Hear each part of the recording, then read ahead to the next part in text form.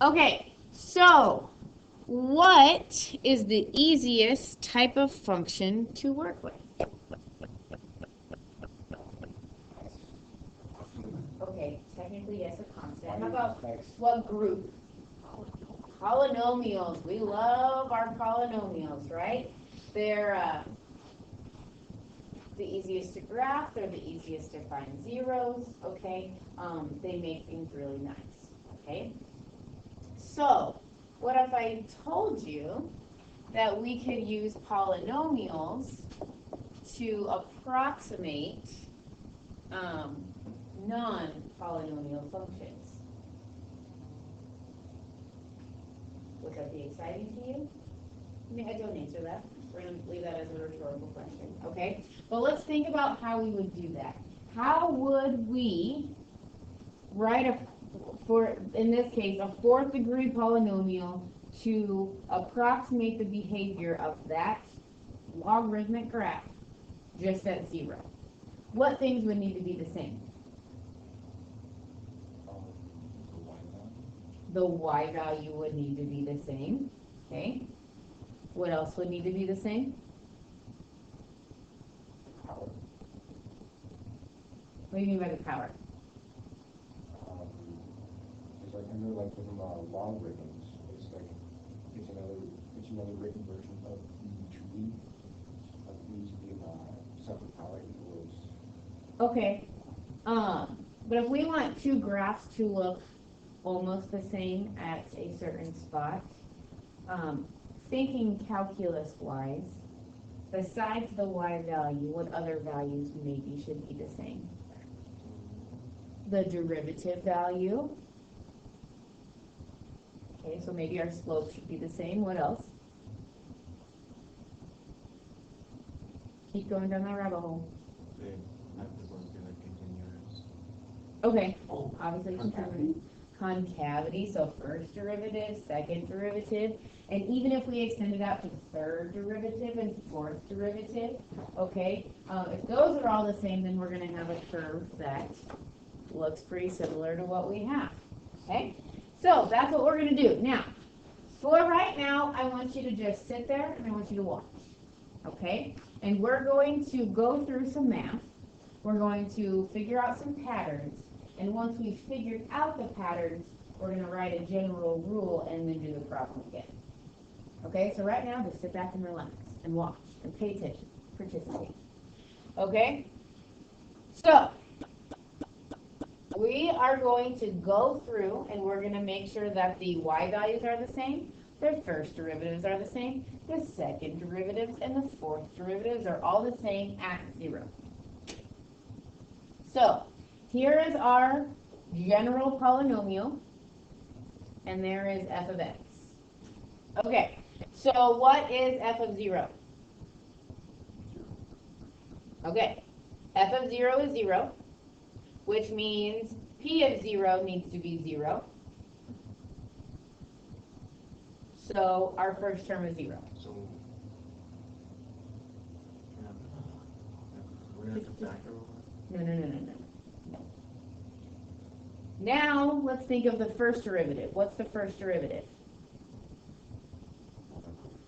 Okay. 1 over x plus 1. Okay. I don't know why I haven't written like that. Now, what is the first derivative at 0? 1. Which means our polynomial, which is now this, because a sub 0 is 1, our polynomial at our derivative polynomial, do you see that, how I just took the derivative? Okay. Our derivative polynomial needs to equal 1. So a sub 1 is 1. Okay. So now we've made our y values the same. We've made our first derivatives the same. Let's move on to second derivatives. Okay. Our second derivative would be negative 1 over x plus 1 squared.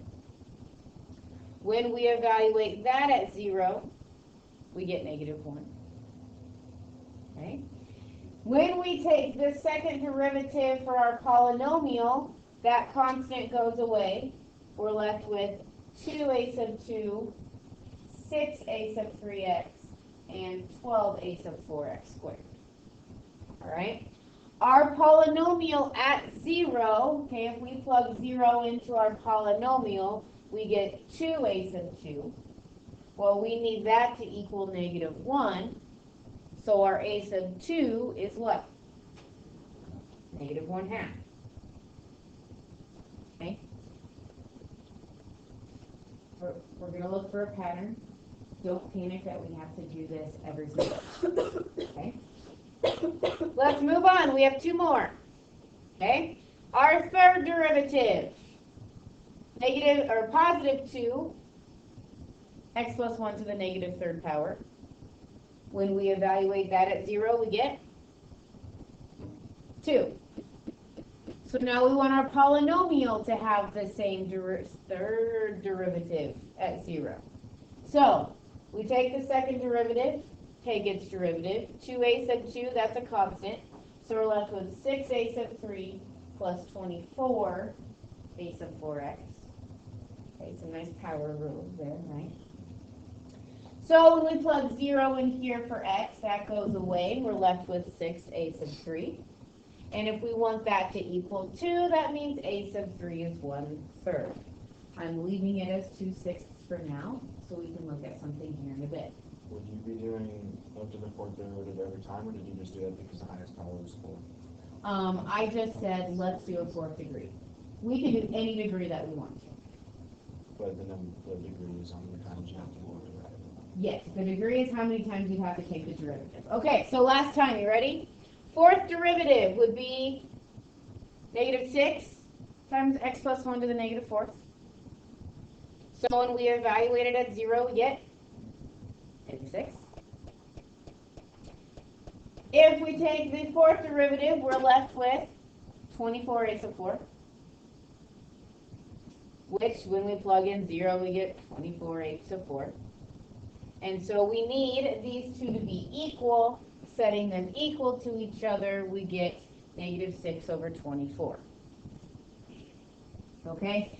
Now, do you think that when we take derivatives of polynomials over and over and over and over again, you see the pattern? Because of the power rule, right? Okay, so we went through here and we found all of our coefficients, right? So our polynomial is this. Okay? 0 was our y term. 1x minus 1/2 x squared plus 6x cubed minus 6/24 x to the 4th. Okay? And then we sometimes like to reduce, so we could write it as this. Right? Yes. Kind of like a side question, when you get to the fourth derivative, are you not supposed to put 4? Right. You just put the number in the parentheses. When you see that on paper, how are you supposed to know it's not just 4? Because it's in parentheses with the f. Okay, so Like, we don't put exponents in parentheses, it's just a singular exponent. okay. You see what I'm saying? Okay. So, I'm going to come back to what this graph looks like here in a little bit, but does anybody see a pattern? Okay. In this case, it's alternating because we had those negative powers, right? So every time we took the derivative, it's going to alternate. Okay, Josh? The denominator is increasing by 1. Okay, what I want you to look for patterns here with the denominator is this right here. 2, 6, and 24. The top is 1, like that numerator. Just denominator right now. What kind of numbers are 2, 6, and 24? Can you just actually give it right? That's 12. Yes, and we're going to get to that like here in a couple days. You guys are like getting ahead of me. I like it. But yeah, we could write that as power series eventually. Okay? 2, 6, and 24. What kind of numbers are those? Yes. So there's 2. 2 times 3 is 6. 6 times 4 is 24. Or we could think of There's 2. There's 2 times 3. There's 2 times 3 times 4. Okay, let's talk about why those are factorials. As we went through and we took all of our derivatives for our polynomial, every time we do the power rule, we keep multiplying by that power over and over again, okay? So instead of us having to take some polynomial and take their derivatives over and over and over, we can recognize that that each specific derivative is going to be the numerator over a factorial, okay? So here, I'm going to come back to that later. Here is how we take, this is how we find a Taylor polynomial. Write it down.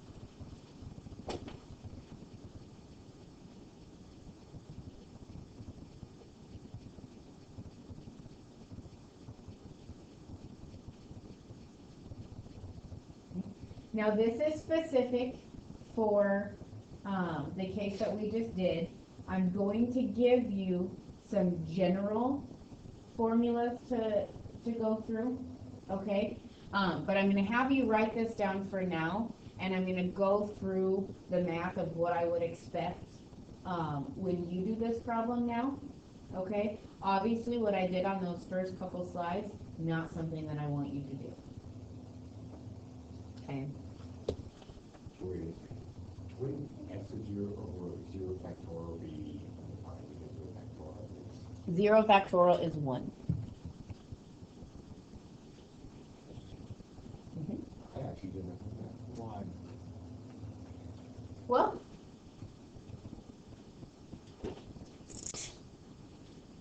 what is 3 factorial?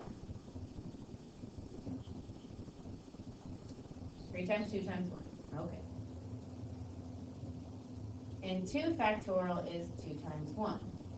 4 factorial is 4 times 3 times 2 times 1. So to get from 4 factorial to 3 factorial, we divide by 4, and we're there. To get from 3 factorial to 2 factorial, we divide by 3, and we're there. To get from 2 factorial to 1 factorial, we divide by 2, and we're there.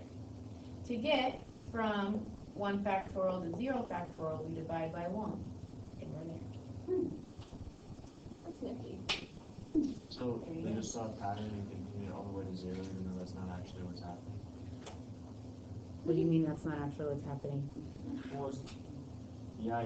I don't know. Okay, so like from 4 to 3, you can divide by 4 to get there, but at the same time, it's just 3 times 2 times 1. Right, which is But then at the end, it's just 4 times. 0 times I think the problem is you don't include 0 in any of the other factorials. Like if you had 4 times 3 times 2 times 1 times 0, and every factorial evaluated 0, then it would be logical. But like, it doesn't really make sense with the rule. So you're saying that that is not logical. Saying, I mean, the pattern, like, I mean, just saw a pattern and then like continued it because they wanted to. But it's not actually what's happening, like math-wise. It is too. I don't know how you can argue with that up there. Where's your 0 going all the way through? You don't need one. Like, How can you even have a 0? so why would I stop here? Here I'm dividing by 4, here I'm dividing by 3, here I'm dividing by 2, here I'm dividing by, oh, nothing, I'm just going to stop? Well, no. Yeah, but that's how they like figure out factorials, not just dividing by the next thing every time you say. I know how we figure out I factorials. know that you know. Okay, 2 factorial but- is 2 times 1, not 3 times 2 times 1 divided by 3. Okay, the more you argue with me, the less time we have for examples. So do we really want to spend our time right now arguing about 0 factorial, or do we want to move on?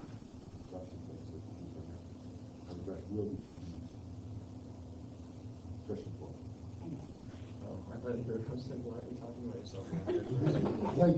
But just before he's like, what's going on? This is the work that I would expect to see when I gave you this problem, okay? I would expect you to have your function, what was it, plus 1? And your function evaluated at 0.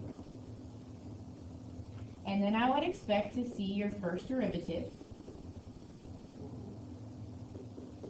and then your first derivative evaluated at 0.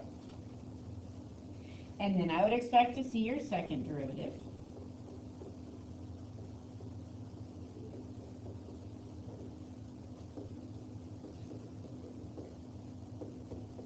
And your second derivative evaluated at 0. Do you just show that as being unnecessary as you just have to find the derivative? No. I'm saying we don't have to find derivatives of polynomials. I see what you're saying. And then I want to see your third derivative.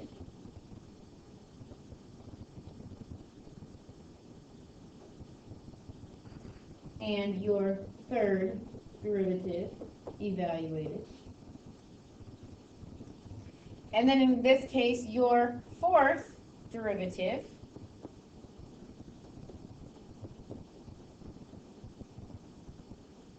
and your fourth derivative evaluated.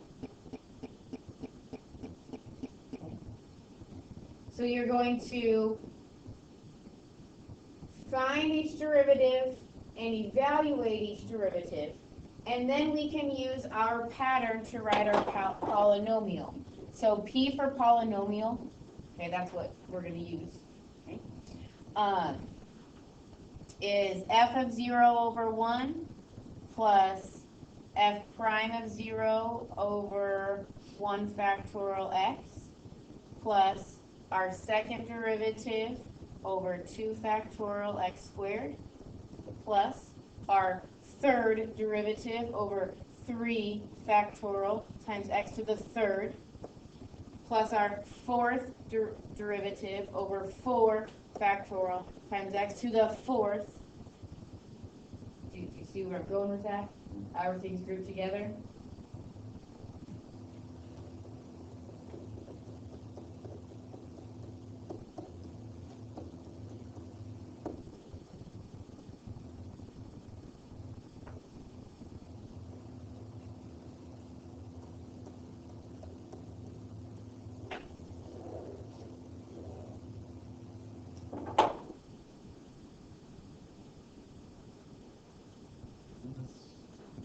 Approximation thing that we're doing, like series where we would approximate with n number of terms, or we would approximate a function to n number of terms and then find the error.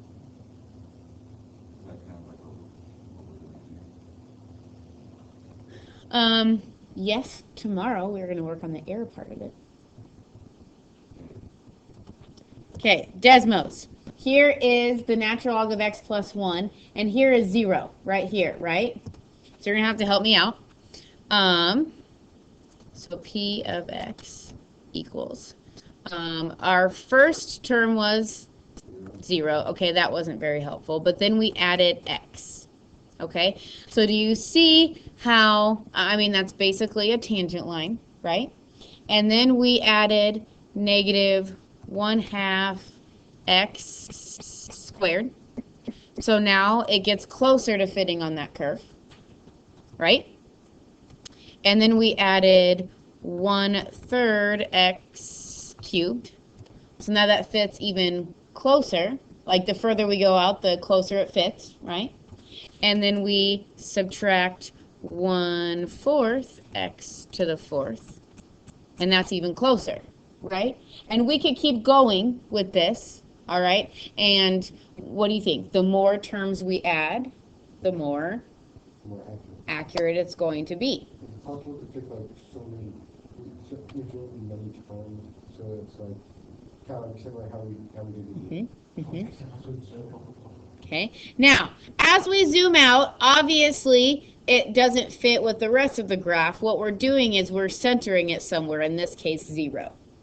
Okay, so it doesn't always have to be at 0. All right, a Maclaurin polynomial. Wait, what? Did you say something, Bailey? I was just going to make sure you say it before you change to tab to decimals. Oh, yeah, I didn't exit out of it. Lose everything. Okay, so a Maclaurin polynomial is one that's generated at x equals 0, and this follows the pattern that we just wrote down. Okay, but we don't have to center them at 0. Okay, this is actually just a specific case. In general, we could center them anywhere, and that's what we call a Taylor polynomial.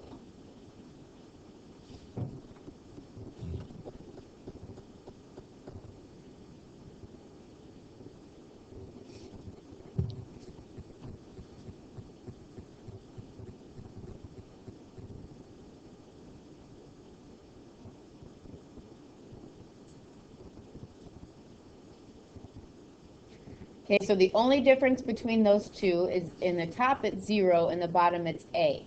But since we are centered somewhere else, we have to take that into account. So instead of x and x squared and x cubed, you have x minus a squared, and x minus a cubed. It's kind of like that shift to the right or left. Remember transformations back in Algebra 2 for calculus?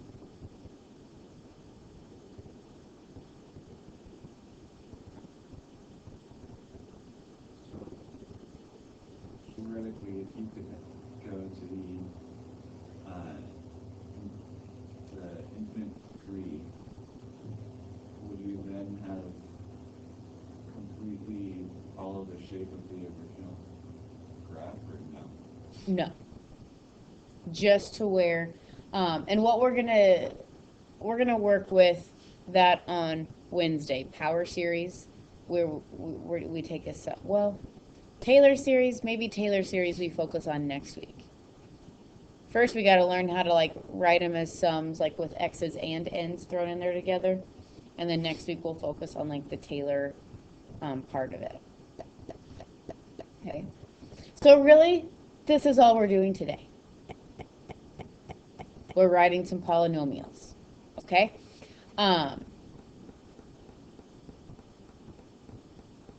Bailey, you're still writing. Tyler, you're still writing. Tyler's good. Stack's good. Bailey, where are you? No, just tell me where you are. What's the last bit? Like the whole polynomial? That's basically keep going. Do you want me to come back to it at the end so you can get it done? Okay. That's, we have like 10 minutes, so I want to get a couple examples squeezed in. More time at the end to figure out the zero factor. Okay, so y equals cosine x. What's our first job?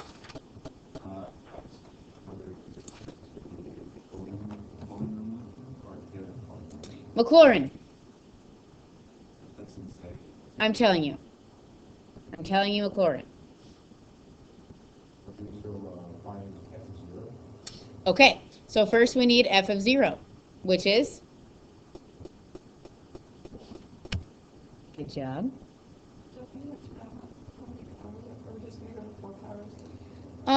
For this one, we are going to go for a few, and then we're going to figure out a pattern so that we can write plus ... Is that like something we just like say we're gonna do this many powers every time, or will it tell us? It will tell you, and that, and I'll talk about that at the end. If it doesn't give you specifically how many, we're going to do what we're going to do up here. Otherwise, it'll say second degree, fifth degree, third degree, whatever. Okay, so good question. All right, so now, what's the first derivative of cosine? Negative sine. Evaluated at 0. 0. Second derivative of negative sine. Negative cosine. Evaluated at 0. Negative 1. What is going to keep happening?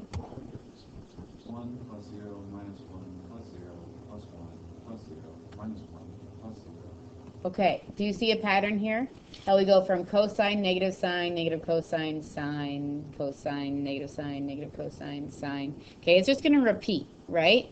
So we're not going to have a first derivative value. Well, I mean, we have a first derivative value at 0. Our first derivative, third derivative, fifth derivative, seventh derivative, those are all going to be 0, aren't they? Okay, and we're going to rotate between 1 and negative 1. 1 and negative 1, right? So when we write the polynomial for cosine, we can do this. 1, 0, negative 1, 0, 1, 0, negative 1, 0. So we just write general rule plus, like, we just have Mhm. Yeah, I'm fairly certain in your homework it'll always give you something, and we'll talk about that here soon. But I wanted to kind of, I mean, we're smart enough to see patterns, right? Right? Sure. Yeah. So what we would say is this is 1 minus 1/2 x squared plus 1/4 x to the 4th minus 1/6, or sorry, factorial, forgetting those. 1/6 x to the 6th. That's what my group 2 years ago, they would never say 6 factorial. They would just yell 6 really loud. Only for 6 or for all of them? For all of them.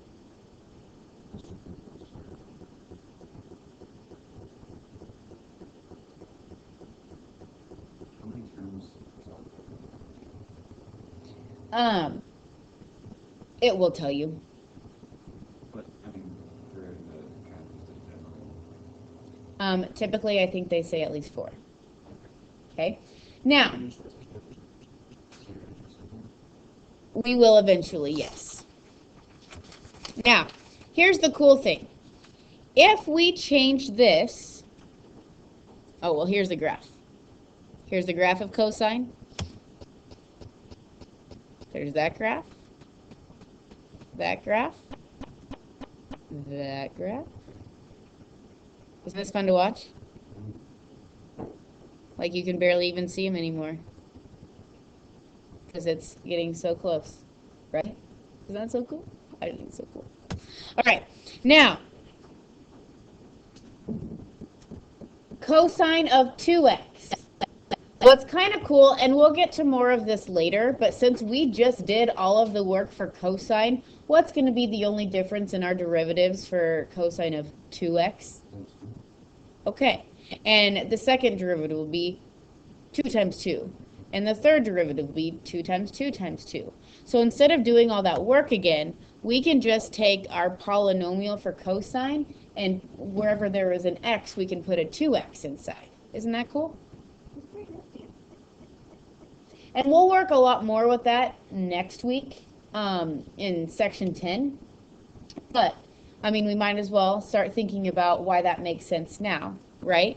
Our second derivative is going to have 2 times 2 in front of the cosine, negative cosine. Our fourth derivative is going to have 4 2's multiplied in front of it, because of the chain rule over and over. Tyler, do you have a question?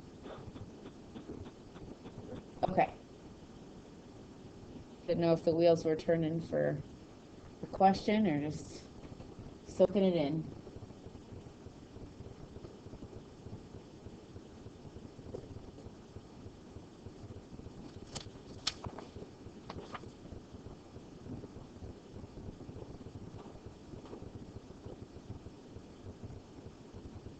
Okay, so let's see what one would look like if we have a Taylor series centered not at 0, right? So next, we're going to still stick with cosine because the derivatives are easy to find and write down, and we only have 5 minutes of time anyway. Okay, so we're going to do cosine centered at pi over 2. It's a nice one, right?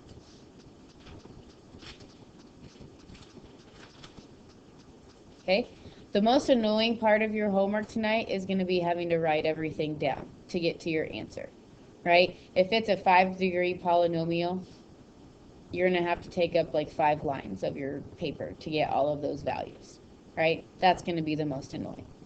All right, so cosine at pi over 2 is 0. Derivative of cosine, negative sign, evaluated at pi over 2, it's negative 1.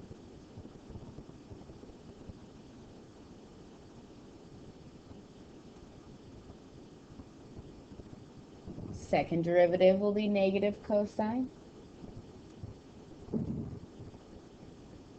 Evaluated at pi over 2 is 0. Okay, now you guys kind of had to see this coming, right? We're doing cosine again, and now it's at pi over 2 instead of 0. Like, our derivatives are still going to have the pattern. And when we evaluate our derivatives, since it's a quadrantal angle, we're still going to have that pattern of 0, negative 1, 0, 1 this time, right?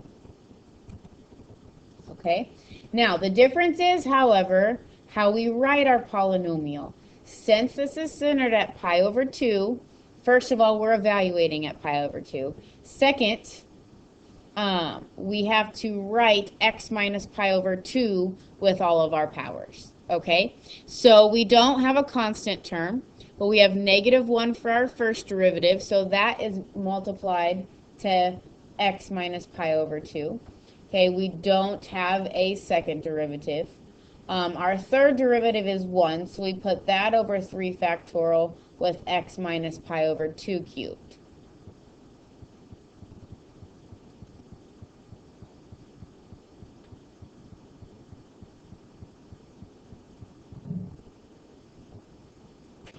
Anytime you have sine or cosine centered at a quadrantal angle, this is going to happen, isn't it? This pattern of 0, 1, negative 1, all of this business. Okay, so we can kind of figure out that this is what we have going on. Right? We know that all of the odd powers are going to be represented.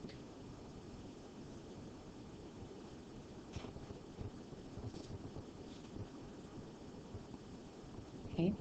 What I expect to see is the function next to it evaluated. First derivative next to it evaluated. Third derivative next to it evaluated. All the way for however many degrees you need to find. Okay. Now, let's talk about what all of this means. Okay. Now, this is what I would call well, without ignoring the dot, dot, dot. Okay? If this dot, dot, dot was not here. How many terms are in this polynomial? How many terms are in this polynomial? I would argue that there's three terms. Because zeros, we don't count those. Okay? So I would say that there's 3 terms in that polynomial, but it's a 5th degree polynomial. Okay, so you are going to be instructed typically to find a certain degree of polynomial. 5th degree polynomial, or a 5th order Taylor polynomial is what we would call that, without the dot, dot, dot. Okay, so if you hear like 4th order or 4th degree polynomial, you would go all the way to the 4th derivative. You hear 6th order or 6th power. You go to 6 derivatives. Thinking that's about all you're going to have to go to. Okay? Your gold sheet has your homework, so make sure you do those problems. Okay? That's all you have to do, find some polynomials. Okay? Like I said, the most annoying part is writing it all down.